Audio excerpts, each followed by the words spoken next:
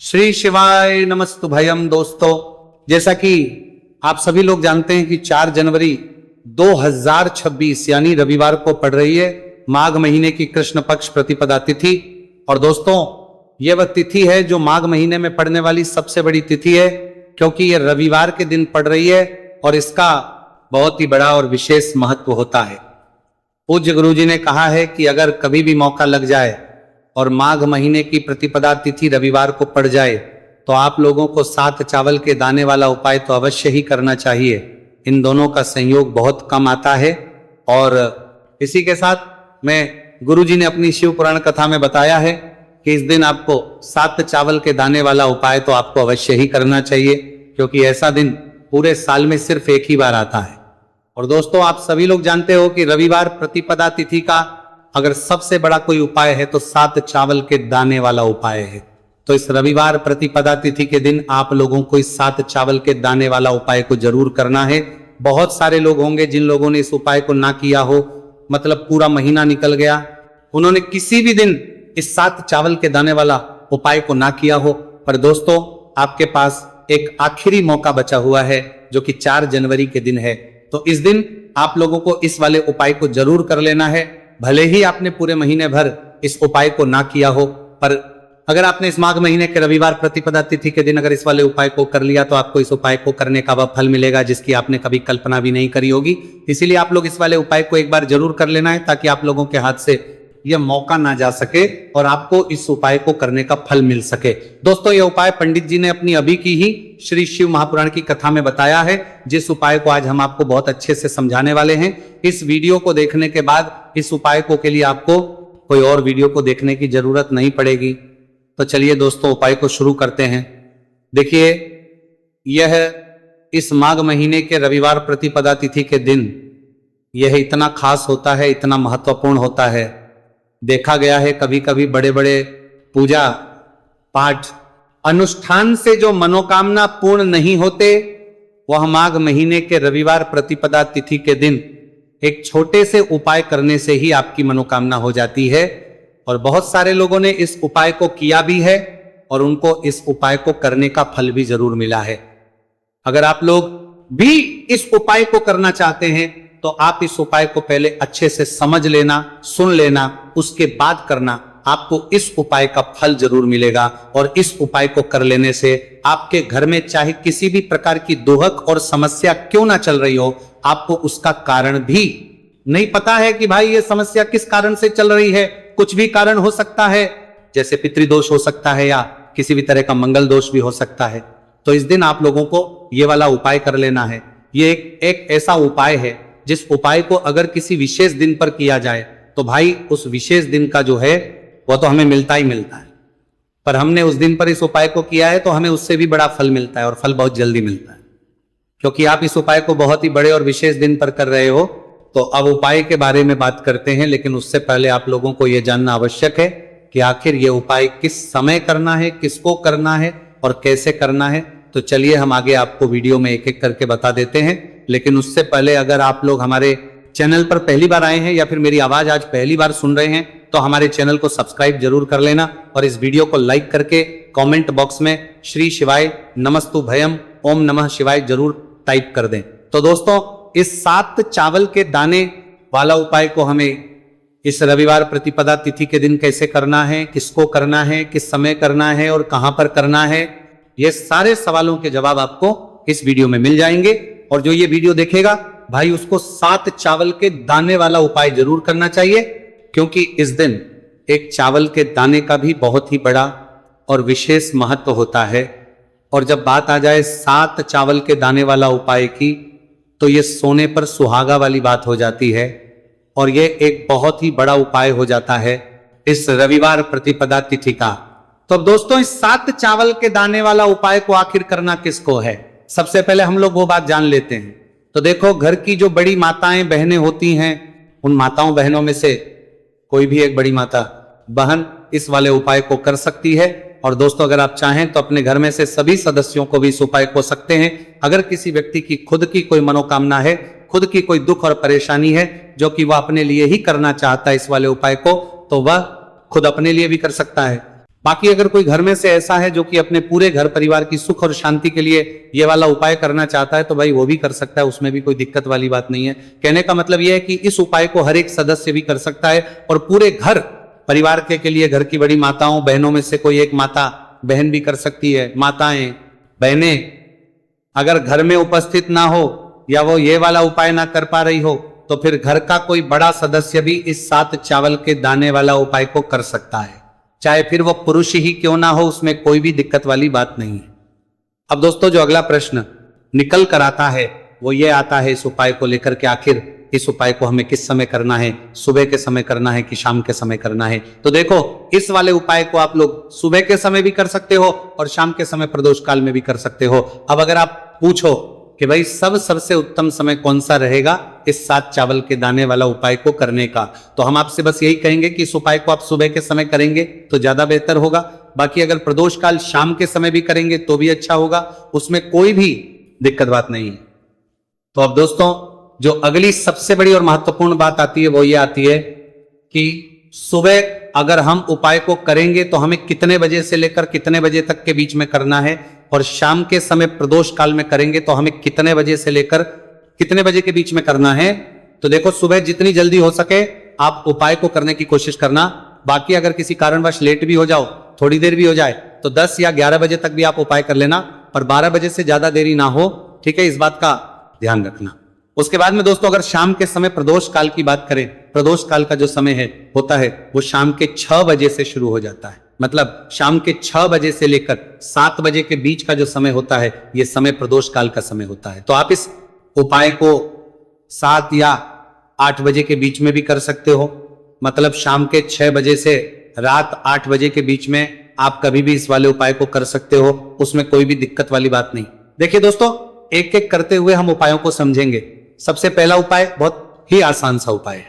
देखो यदि आपको ऐसा लगता है कि बाबा आपकी सुन ही नहीं रहे, बाबा आपकी मनोकामना परिपूर्ण कर ही नहीं रहे, आपने कई उपाय कर लिए, कई आप अपनी इच्छाएं महादेव के सामने रख दी, लेकिन आपकी मनोरथ जो है वह परिपूर्ण हो ही नहीं रही है, और आप चाहते हैं कि वह मनोरथ जो आप कई दिनों से बाबा से मांग रहे हैं वो परिपूर्ण हो जाए, तो आपके जीवन के दुहक तकलीफ है ये सब दूर हो जाए। देखिए हो सकता है आपके घर में कोई कोर्ट केस चल रहा है या आपके घर में बहुत ज्यादा लड़ाई झगड़े चलते हैं, तो आपके घर में अगर शांति नहीं है, आपके घर में धन की कमी है, धन की वजह से आपके घर में बहुत ज्यादा लड़ाई झगड़े चल रहे हैं, तो आपकी तकलीफ दूर होने वाली है। स्वयं नंदी जी वाला यह विशेष उपाय है।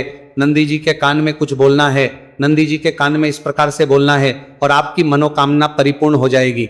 देखो क्या क्या चीजें को लेनी है, पहले यह समझ लीजिए आपको लेना होगा एक बेलपत्र। बेलपत्र 3 पत्ती होनी चाहिए, कहीं से भी खंडित नहीं होना चाहिए, ठीक है। बेलपत्र के साथ में आपको लेना है पीला चंदन, मात्र एक बूंद, छोटी सी टिकी आपको लगानी है बेलपत्र में, इसीलिए थोड़ा सा ही पीला चंदन आपको लेना है और इस पीले चंदन के अंदर थोड़ा सा जल मिला देना है ताकि गीला हो जाएगा, पेस्ट के रूप में तैयार हो जाएगा। आ गई इतनी बात समझ में? अब आप क्या करना है, आपको साथ में लेना है 7 चावल के दाने। महादेव आप आपका साथ देने वाले हैं इन 7 चावल के धनों से। अब आपको क्या करना है, भगवान शिव के मंदिर में आपको जाना है। नंदी जी बैठे हैं, नंदी जी के पास में मतलब जो पैर उठा हुआ रहता है ना नंदी जी का, उस साइड आपको सीधे साइड आपको बैठना है। इस यहां पर जैसे ही बैठोगे यहां पर आपको बेलपत्र लेना है और बेलपत्र की जो ये बीच की जो डंडी है यहां पर आप मात्र पीले चंदन की एक बिंदी लगा देनी है, पीले चंदन की बिंदी लगा दिए। अब ये जो ऊपर वाली जो पत्ती है यहां पर एक एक करते हुए 7 चावल आपको रखना है, ठीक है। 7 चावल आपने ऊपर वाली पत्ती पर रख दिए, या देखो एक प्लेट ले जाना, तो प्लेट के ऊपर आप बेलपत्र रख देना, फिर टिकी लगा देना, फिर उसके बाद आप ये 7 चावल के दाने रख देना, ठीक है। अब आपको क्या करना है, जहां पर आप नंदी जी के वहां पर बैठे हो तो नंदी के कान में आपको आपकी जो भी इच्छा है, जो आप चाहते हैं कि महादेव परिपूर्ण करें, और नंदी जी के कहने पर महादेव आपकी मनोकामना निश्चित तौर पर परिपूर्ण करेंगे, तो आपको क्या करना है, नंदी जी को कान में आपको बोल देना है जो भी आपके दुहक तकलीफ है, जो भी आपके कष्ट है वो सब दूर हो जाए, ऐसी आपको कामना करना है। और नंदी जी के कानों में आपको बोल देना है, जो भी आप चीज बोलेंगे वह नंदी जी भगवान शिव से विनय करके बोलेंगे, और नंदी जी की बात भगवान शिव नहीं टालते हैं। और इसीलिए जो भी इच्छा है, आपकी जो भी कामना है वो आपको विशेष बोलना है और उसके बाद आपको वहां से उठना है, ठीक है। नंदी जी को कान में मनोकामना बोल दी, फिर उठना, फिर उसके बाद भगवान शिव के वहां पर जाना। और ये जो बेलपत्र है, ये बेलपत्र चिकना वाला साइड जो है और भगवान शिव के शिवलिंग के ऊपर इसे अर्पित कर देना है। अर्पित कैसे करोगे? जो बेलपत्र का जो चिकना वाला साइड है वह नीचे की साइड हो जाना चाहिए। अब से ही आप अर्पित करने जाओगे तो चावल के दाने तो गिर जाएंगे, यानी कि जैसे ही अर्पित करने जाओगे तो भगवान शिव के शिवलिंग के ऊपर चावल के दाने गिर जाएंगे, क्योंकि वो किसी से भी चिपके हुए नहीं है तो कोई तकलीफ नहीं है। वो जैसे आप अर्पित करोगे, ना भले चावल के दाने भगवान शिव के शिवलिंग पर गिर जाए, वो कोई तकलीफ नहीं है। बस आपको ये जो बेलपत्र है ये आपको उल्टा अर्पित कर देना है, यानी कि जो पीला है भगवान शिव के शिवलिंग पर स्पर्श होना चाहिए और इस प्रकार से आपको अर्पित कर देना है। डंडी का जो हिस्सा है जलाधारी की तरफ हो जाना चाहिए। बस इतना सा प्यारा सा उपाय एक बार करके देखिए। निश्चित तौर पर महादेव आपकी जो भी मनोरथ है, जो बाबा से आप कई दिनों से मांग रहे हैं, वह निश्चित तौर पर परिपूर्ण हो जाएगी। आ गई इतनी बात समझ में? देखिए अब हम बात करते हैं दूसरे उपाय की। देखिए यह उपाय जीवन ऊर्जा का है, रविवार का दिन है और प्रतिपदा तिथि है। अगर आपके जीवन में बहुत ज्यादा अंधकार है, अगर आपके घर के जो बच्चे हैं बहुत ज्यादा सोचते हैं, या आपके घर में कोई भी ऐसा व्यक्ति है बहुत ज्यादा सोचता है, डिप्रेशन में रहता है, तनाव उसको है, तो तनाव को मुक्त करने के लिए उपाय है। अगर उसके भाग्य में जीवन में तेज की प्राप्ति नहीं है, तेज यानी कि ऊर्जा नहीं है, उदासी रहती है, जीवन में आलस है, तो फिर उस व्यक्ति को यह उपाय करना चाहिए। कोई काम करता भी है तो उसमें सफल नहीं हो पा रहा है, तो विशेष ये उपाय उसी व्यक्ति को करना है। देखो इस उपाय के लिए आपको क्या क्या सामग्री लेना होगी। सबसे पहले तांबे का एक पात्र लेना, उसके अंदर घर से आपको जल भरना है। अब इसी जल के अंदर आपको लाल चंदन डालना है। एक चुटकी डालें, थोड़ा ज्यादा डालें, जितना आपको डालना है आप डालें। लाल चंदन जो होता है वो तेज की वृद्धि करता है। रविवार के दिन लाल चीजों का उपाय करना बेहद शुभ होता है, और हो सके तो लाल रंग के कपड़े पहन करके अगर आप ये उपाय करेंगे ना तो और भी शुभ होगा। ये लाल चंदन मिश्रित जल आपको क्या करना है, आपको जाना है किसी भी बेलपत्र के पेड़ के, वहां पर सुबह से लेकर के शाम तक आप यह उपाय कर सकते हैं। कल रविवार की प्रतिपदा तिथि पर सुबह से लेकर के शाम तक आप बेलपत्र के पेड़ के वहां पर जाना, उत्तरमुखी होकर आपके जीवन के अंधकार दूर हो। जो भी आप स्मरण करेंगे, आप लेट उठते हैं, आपसे कोई कार्य बनता नहीं है, आपके जीवन में रोग बहुत ज्यादा है, तो भी आप ये उपाय करेंगे तो आपको उसका स्मरण करना है कि यह समस्या मेरी महादेव आपको दूर करना है। ऐसी कामना करते हुए आपको ये जो जल है श्री शिवाय नमस्तुभ्यम का स्मरण करते हुए यह पूरा जल आपको बेलपत्र के पेड़ की जड़ में आपको अर्पित कर देना है। बहुत ही आसान उपाय है और यह उपाय हर कोई कर सकता है, तो ये मुक्का आपको गंवाना बिल्कुल भी नहीं है। ये हो गया दूसरा उपाय। अब हम बात करते हैं अंतिम उपाय की, तीसरे उपाय की। देखो ये उपाय बहुत ज्यादा खास है।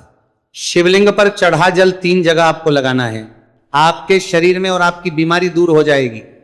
देखो अगर आपको कोई बीमारी हो गई है और बार बार आप डॉक्टर को दिखा रहे हैं, डॉक्टर ने बोला 5-10 दिन अगर आराम नहीं होगा तो आप एडमिट हो, या आपके शरीर में कोई रोग है जो कई दिनों से है और आप चाहते हैं कि वो रोग आपका दूर हो जाए, तो ये रोग आपका निश्चित तौर पर दूर होगा। बहुत ही आसान सा उपाय है, घर का कोई भी व्यक्ति ये उपाय कर कराएगा सकता है, ये रोगी व्यक्ति भी ये उपाय कर सकता है। मात्र तांबे के पात्र के अंदर 1 लोटा जल लेना है और आपको आज के दिन यानी कि रविवार की प्रतिपदा तिथि के दिन आपको जाना है भगवान शिव के मंदिर में। और अब आपको क्या करना, इस उपाय को समझना। 1 लोटा जल है, अब आपको भगवान शिव के शिवलिंग पर सबसे पहले गणेश जी के स्थान पर, कार्तिकेय जी के स्थान पर, माता अशोक सुंदरी वाले स्थान पर, पार्वती माता के हस्तकमल पर, फिर भगवान शिव के शिवलिंग पर आपको अर्पित कर देना है। जैसे ही जल जलाधारी के वहां पर आएगा ना, वो जल आपको झेल लेना है। ठीक है, जल झेल लिया आपने, अब आपको क्या करना है, महादेव से प्रार्थना करना है कि यह बीमारी दूर करने के लिए मैं मेरे घर पर लेकर के जा रहा हूं इस व्यक्ति को। यह व्यक्ति जो है यह बीमार है, इसकी जो परेशानी है ये आपको दूर करनी है। ऐसी कामना करते हुए आपको घर पर लेकर के आ जाना है। जो भी व्यक्ति बीमार है वह खुद स्वयं उस जल को छुए और उसे 3 जगह लगाना है। एक सबसे पहला नाभि पर लगाना है, शिवलिंग पर जड़ जल। फिर दूसरा जो है मस्तक, सिर पर, जहां पर हम तिलक करते हैं ना बीचों बीच में, यहां पर आपको जल लगाना है। और तीसरा जो है सिर पर आपको जल लगाना है। देखो यहां पर एक चीज समझना, जब नाभि पर आप मानिपुर चक्र में आप जल लगाएंगे, थोड़ा सा जल वहां पर लगाना, फिर उसके बाद जब दूसरा अज्ञात चक्र में आप जब जल लगाओगे ना, तो 3 त्रिपुण में दूर होना शुरू हो जाएगी। ये उपाय आप रविवार के दिन कर रहे हो ना, ज्यादा जल लेकर के आना, ताकि आप सोमवार, मंगलवार, बुधवार, गुरुवार, शुक्रवार तक आप ये जल का कर सको। ठीक है, लगातार 5 दिन आपको लगाना है, आपके शरीर में निश्चित तौर पर आराम आपको मिलेगा। तो दोस्तों